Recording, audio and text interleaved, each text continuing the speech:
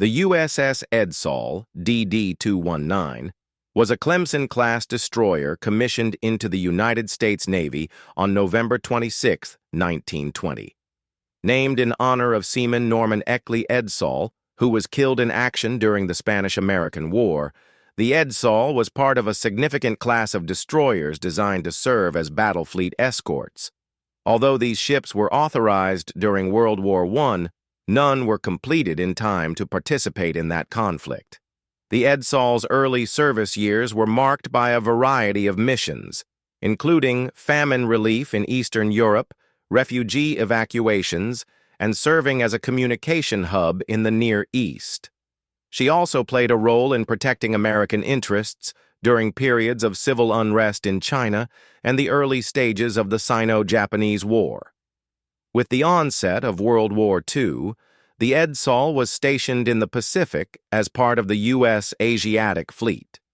In late 1941, anticipating Japanese aggression, Admiral Thomas C. Hart ordered the dispersal of his fleet's surface ships from Manila Bay to reduce their vulnerability.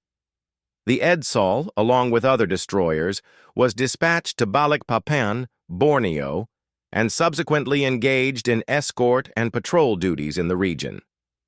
On March 1, 1942, the Edsall encountered a formidable Japanese naval force in the Indian Ocean, approximately 200 miles east of Christmas Island. This force included the battleships Hiei and Kirishima, heavy cruisers Tone and Chikuma, and aircraft from the carriers Akagi, Kaga, Soryu, and Hiryu. Despite being outmatched, the Edsall engaged in a fierce battle, utilizing evasive maneuvers and smoke screens to avoid enemy fire.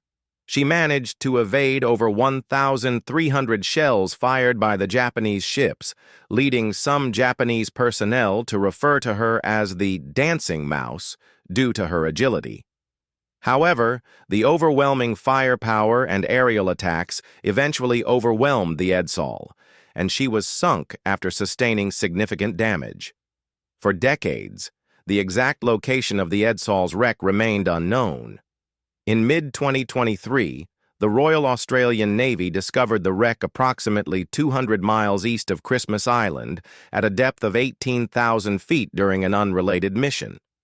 The discovery was publicly announced on Veterans Day in 2024, serving as a solemn reminder of the sacrifices made by the Edsall's crew. The story of the USS Edsall is a testament to the resilience and bravery of her crew. Despite facing insurmountable odds, they demonstrated unwavering courage and determination. Their actions serve as a poignant reminder of the sacrifices made during World War II and underscore the enduring legacy of those who served aboard the Edsall. In the tumultuous early months of 1942, the global conflict had reached a fever pitch. The devastating attack on Pearl Harbor had thrust the United States into World War II, and the Pacific theater was ablaze with relentless Japanese expansion. The fall of Singapore in February marked a significant blow to Allied forces, and the Dutch East Indies, with Java as a critical stronghold, was under severe threat. Amid this chaos, the Allies found themselves in a precarious position, retreating in the face of the Japanese onslaught. Morale among Allied troops and nations was at a nadir, as the Japanese forces seemed unstoppable in their rapid conquests. Navigating these perilous waters was the USS Edsall DD-219, an aging American destroyer that had been serving diligently since its commissioning on November 26, 1920.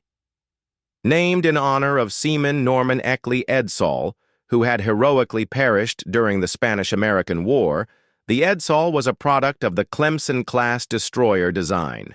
These destroyers were conceived during World War I, intended to serve as versatile and swift escorts for the battle fleet. However, by the onset of World War II, the rapid advancements in naval warfare had rendered many aspects of the Clemson-class design outdated. The Edsall's armament consisted of four 4-inch, 102mm 50 caliber guns and 12 21-inch, 533mm torpedo tubes arranged in 4 triple mounts. While formidable during her early years, these weapons were becoming obsolete against the more modern and heavily armored ships of the era. Notably, her 4-inch guns lacked the firepower to penetrate the armor of contemporary Japanese destroyers, let alone the more formidable cruisers and battleships. Additionally, her anti-aircraft defenses were limited, making her vulnerable to the increasingly dominant air power that characterized naval engagements in the Pacific theater. In terms of protection, the Edsall had minimal armor, a common trait among destroyers of her class, which prioritized speed and maneuverability over defensive plating. This design philosophy meant that while she could achieve impressive speeds, she was also susceptible to damage from enemy fire. Furthermore, the flush deck design, while providing structural strength, resulted in a relatively wet deck during high seas, posing challenges for her crew during operations.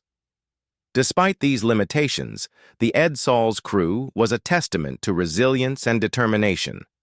Comprising sailors who had weathered the challenges of peacetime deployments and the sudden shift to wartime exigencies, they embodied the grit and perseverance emblematic of the U.S. Navy. Their experiences ranged from humanitarian missions, such as famine relief in Eastern Europe, to evacuations during civil unrest in China, showcasing their versatility and commitment to duty. As part of the U.S. Asiatic Fleet, the Edsall found herself operating in the Dutch East Indies during the critical early stages of World War II. Assigned to Escort Division 58, her primary mission involved escorting convoys, conducting patrols, and providing a naval presence in a region increasingly dominated by Japanese forces. The strategic importance of the Dutch East Indies, rich in resources like oil and rubber, made it a focal point for Japanese expansionist ambitions. The Edsall's presence aimed to counter these advances and protect vital sea lanes essential for Allied operations. In late 1941, anticipating imminent Japanese aggression, Admiral Thomas C. Hart, commander of the Asiatic Fleet, ordered the dispersal of his surface ships from the vulnerable position in Manila Bay. The Edsall, along with other destroyers, was dispatched to Balikpapan, Borneo, to reduce their exposure to potential Japanese attacks. This strategic move underscored the precarious situation faced by the Allies in the region, as they sought to balance offensive operations with the need to safeguard their limited naval assets. Throughout her service in the Dutch East Indies, the Edsall engaged in numerous escort and patrol missions, often under the constant threat of enemy engagement. The vast expanse of the Pacific, combined with the rapid movements of Japanese forces, meant that the Edsall and her crew had to remain vigilant and adaptable. Their operations were characterized by long hours at sea, limited resupply opportunities, and the ever-present danger of enemy submarines and aircraft. The challenges faced by the Edsall were emblematic of the broader struggles encountered by the Allies in the Pacific theater during this period. The rapid advancements in naval technology and tactics had shifted the dynamics of maritime warfare. Aircraft carriers and air power had emerged as decisive factors, often rendering traditional surface ships vulnerable and, in some cases, obsolete. The Edsall, with her World War I-era design, found herself navigating this new and perilous landscape, relying on the skill and determination of her crew to fulfill her missions. In the face of these daunting challenges, the USS Edsall exemplified the tenacity and courage of the U.S. Navy during one of the most tumultuous periods in naval history. Her story serves as a poignant reminder of the sacrifices made by those who served aboard such vessels, confronting overwhelming odds with unwavering resolve and dedication to their duty. On March 1, 1942, the USS Edsall, DD-219, an aging Clemson-class destroyer, found herself in the treacherous waters south of Java, responding to a distress call from the fleet oiler USS Pecos. The Pecos had been attacked by Japanese aircraft from the carriers Soryu, Kaga, and Akagi, and was fatally damaged. Despite Edsall's efforts to rescue survivors, she managed to save only a few dozen men before the Pecos succumbed to her wounds and sank. As Edsall remained in the area, Japanese reconnaissance planes misidentified her as a light cruiser, prompting the Imperial Japanese Navy to order her destruction.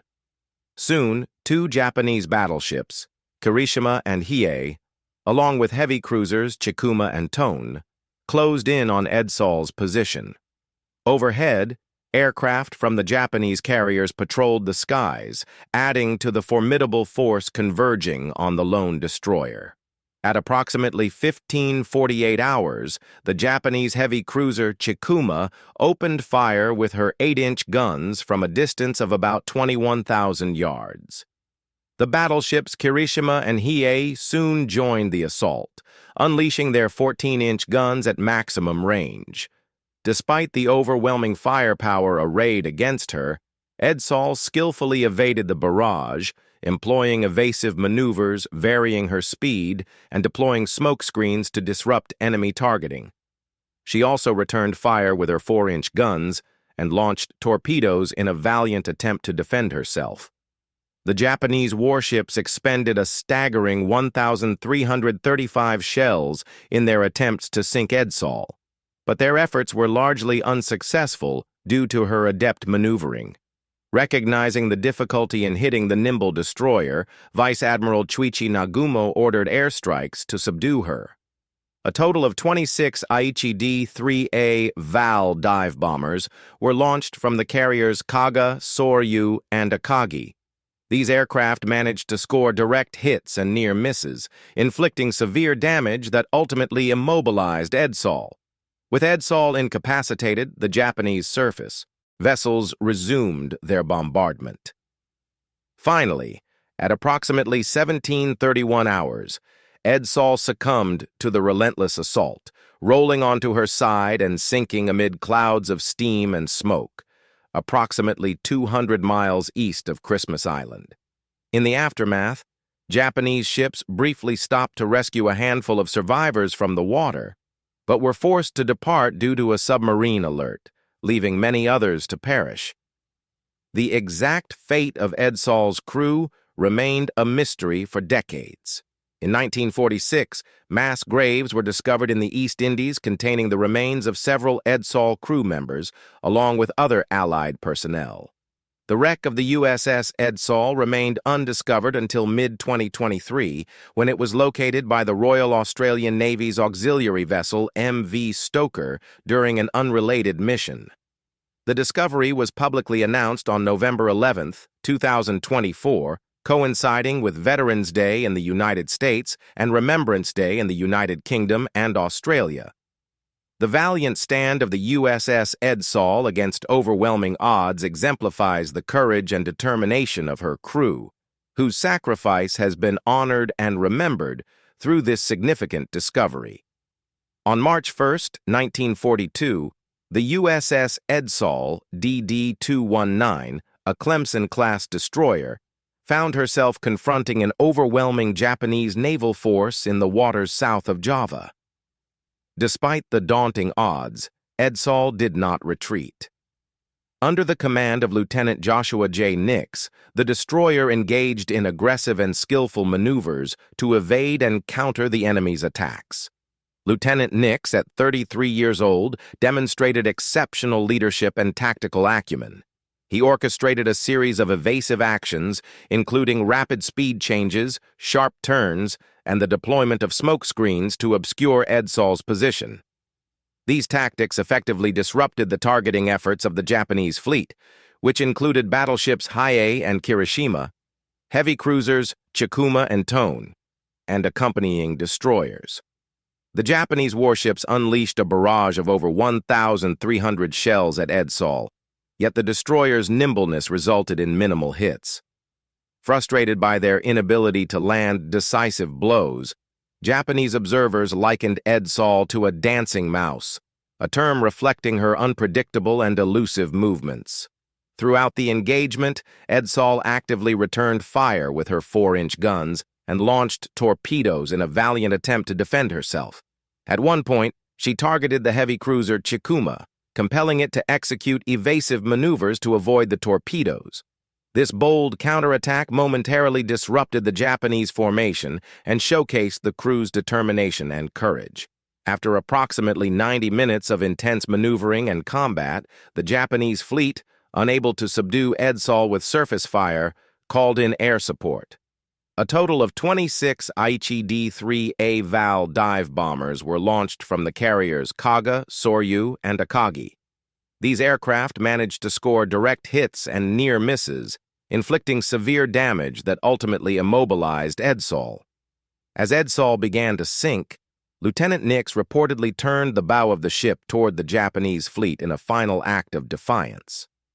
The crew conducted an orderly abandon ship, with an officer, presumably Lieutenant Nix, supervising the evacuation before returning to the bridge and going down with his vessel.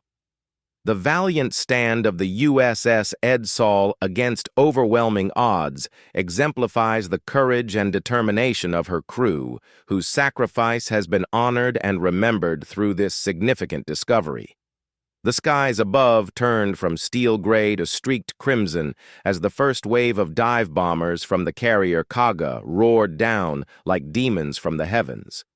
Their silhouettes were sleek and angular, slicing through clouds and smoke with mechanical precision.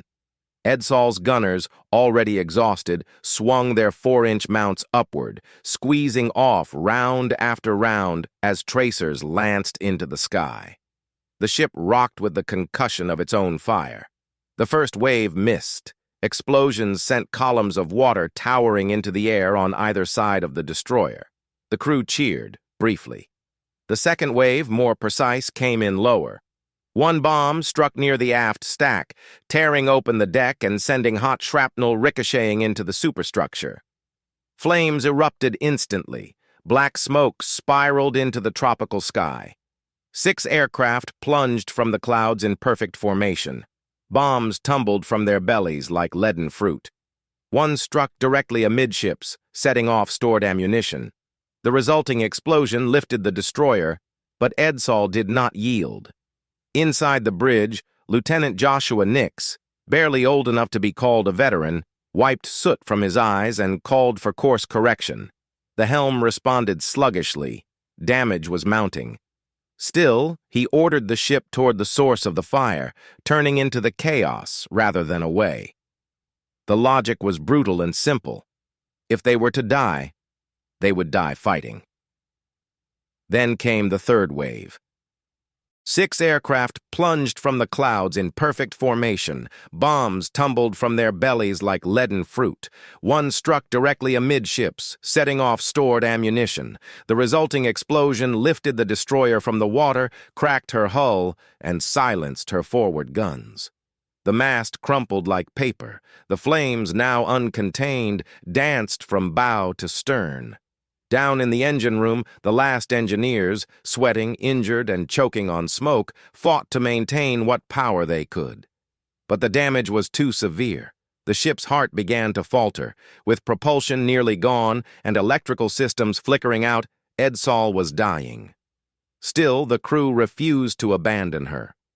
On deck, sailors dragged hoses over charred steel, fighting a losing battle against the flames. Others carried the wounded down narrow, smoke-filled corridors. The ship, battered and burning, drifted, still under fire, still taking shells from the Japanese cruisers, circling like wolves. Her guns, or what remained of them, continued to return fire with impossible defiance. On the command deck, Nix watched the enemy's line of battle. He could have ordered a white flag. No one would have blamed him. But that wasn't the spirit of Edsall. It wasn't in her DNA. Instead, with black smoke pouring from every breach and the deck ablaze, he gave the final command. "Turn us into them. Head straight in." It was a death charge.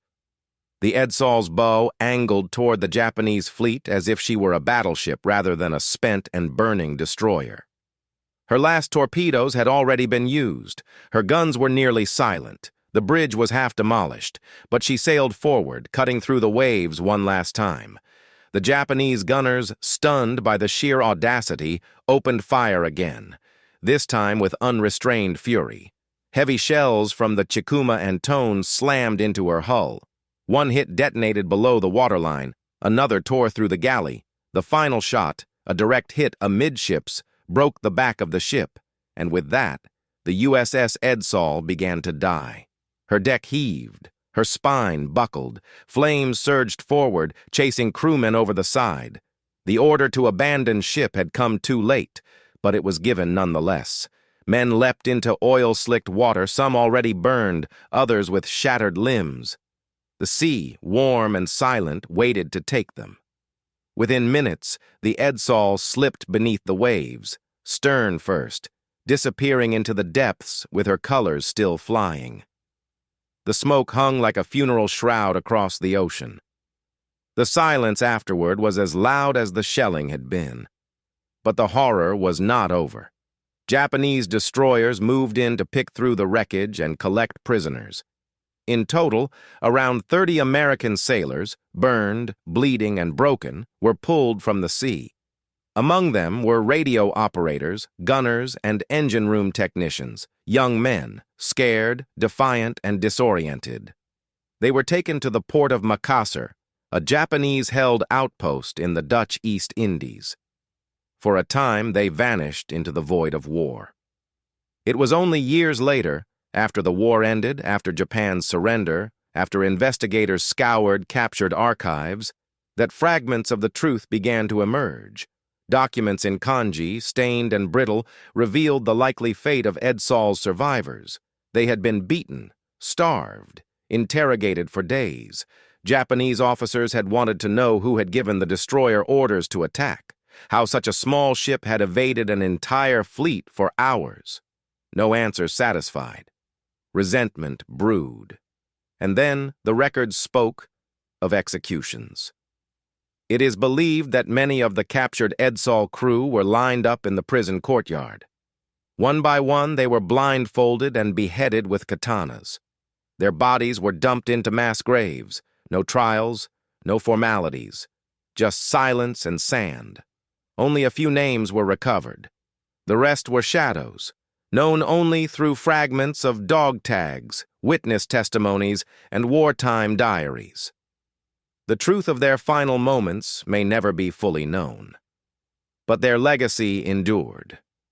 For decades, the story of Edsall was buried beneath more famous battles, her sacrifice overlooked. But in time, naval historians, veterans, and relatives of the fallen brought her memory back. They unearthed war records, interviewed survivors from the Pecos, and pieced together the legend of a ship that chose defiance over surrender. She was no match for battleships, no equal to aircraft carriers. But the Edsall made them bleed time and time again. She stood her ground when retreat was the sensible option. She fought until the sea swallowed her, and even then, her men didn't break. They were destroyer men in the purest sense, and their stand off the coast of Java became one of the most poignant tales of resistance in the Pacific War. USS Edsall, DD-219, gone but never forgotten. The disappearance of the USS Edsall, DD-219, was a silent wound in the heart of the U.S. Navy. In the chaos of early 1942, as the Pacific burned and Allied forces reeled under. The relentless advance of Imperial Japan, the Edsall simply vanished. No distress call, no survivors, no wreckage, only a haunting absence. For months, her fate was a mystery. She had been dispatched into hostile waters to respond to a distress signal. Then, nothing. In an ocean already crowded with tragedy, she was just another ship that never returned. At first, there were rumors. Some suggested she had been sunk rescuing survivors from the USS Pecos. Others believed she had been captured. A few thought she had simply been overwhelmed by superior Japanese firepower. But without evidence, there could be no closure. Families waited. Shipmates speculated. The Navy listed her as lost in action, and time moved on. The war would offer many more stories of sacrifice, but none quite like Edsall's. It wasn't until 1944 that the first pieces of the puzzle began to surface. as Allied forces advanced across the Pacific and began liberating territories once held by the Japanese. They also recovered prisoners of war. Some of these men, American sailors who had survived the early carnage, began to talk. They spoke of Edsall. They described her last mission, her bravery, and the cruel fate of her crew. But even then, the full story remained elusive.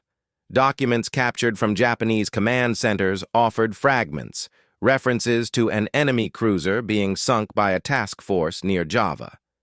The details were vague, the terminology imprecise.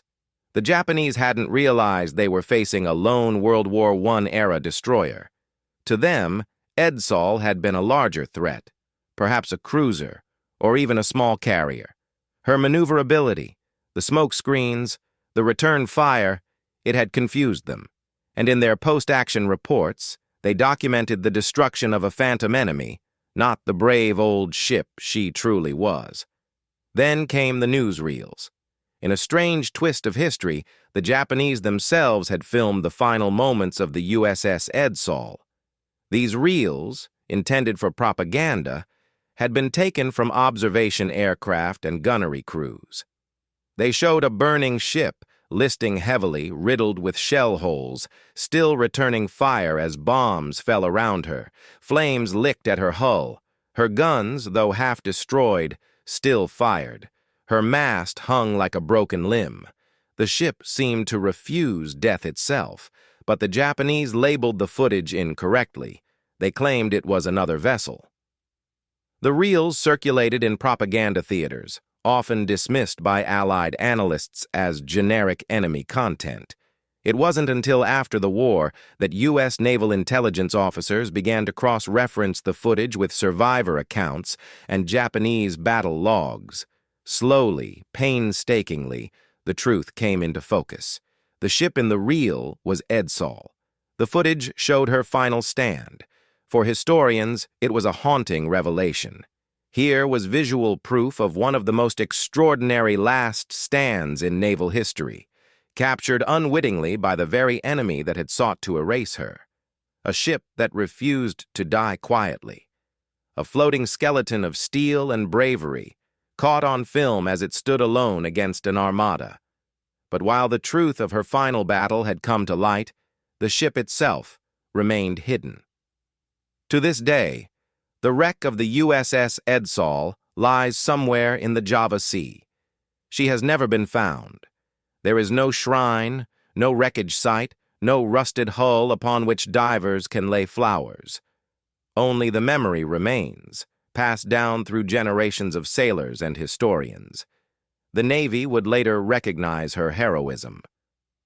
The Edsall was posthumously awarded the Presidential Unit Citation, an honor rarely given to ships lost in combat. Her crew, too, was remembered, not only for their sacrifice, but for what they represented, the indomitable spirit of the U.S. Navy, because Edsall did more than fight. She stood up. She turned to face an entire fleet of battleships, cruisers, and carrier-based bombers, not with superior firepower, not with technological advantage, but with sheer will, with a commander who refused to yield, with gunners who fired until their stations were aflame, with engineers who fought to keep her alive one more minute, one more second. She had no chance, no support, no miracle reinforcements.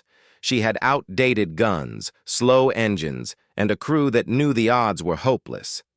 But when given the choice to flee, to surrender, or to fight, Edsall chose the latter, always the latter. And in that choice lies her legacy.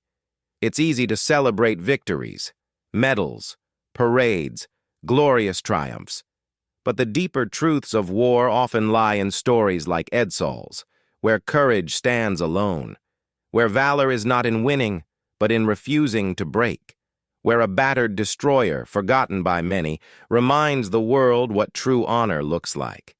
The USS Edsall did not go quietly, and because of that, she will never be forgotten. The USS Edsall wasn't just a ship. She was a signal fire in the dark, burning bright enough for history to take notice. In the vast, cold expanse of the Java Sea, She did something no one expected. She refused to be forgotten. Her hull may have been old, her guns outdated, her technology eclipsed by the rising tide of modern naval warfare. But what she carried inside, what lived in her crew, was something no battleship, no carrier, no heavy cruiser could match: defiance, courage, the unshakable will to stand when standing meant death. She was outgunned, outnumbered, and outmatched in every conceivable way. But Edsall did not go quietly. She danced through fire and steel, weaving through the salvos of an entire Japanese fleet. And when the air turned to flame and the ocean to blood, she did not break. She turned into the storm, burning, listing, still firing, no surrender, no white flag, just steel and soul. For decades, her story lay buried beneath confusion and misinformation, misidentified in Japanese newsreels, forgotten in the flood of war's greater tragedies. She became a ghost, her name whispered only by a few who knew, who remembered. But ghosts have a way of rising. Today, the name Edsall is spoken with reverence, not because of what she destroyed, but because of what she endured. Because in that desperate hour, she didn't run. She didn't hide. She stood her ground, alone, and made the enemy pay for every inch. There are stories of triumph in war, tales of great victories, of flags raised and enemies crushed. But then there are the stories that matter more. Stories like Edsall's, stories where victory wasn't possible, but honor was. Where the crew knew they wouldn't come home, but fought as if they might still change the world. And in a way, they did. Because long after the guns went silent, after the Java Sea calmed, after the wreck vanished beneath the waves, the memory of what they did remained. It lingers in every navy that trains to fight outnumbered, in every commander who refuses to give up the fight, in every sailor who knows that courage isn't the absence of fear, it's the resolve to keep going in spite of it. Edsall is not just a shipwreck. She is a monument, a lesson, a legacy. She is what happens when ordinary men, faced with impossible odds, choose to write their own ending. And in that final blazing chapter, she burned not as a defeat, but as a beacon, a light for all who believe that sometimes standing and fighting, no matter the cost, is victory enough.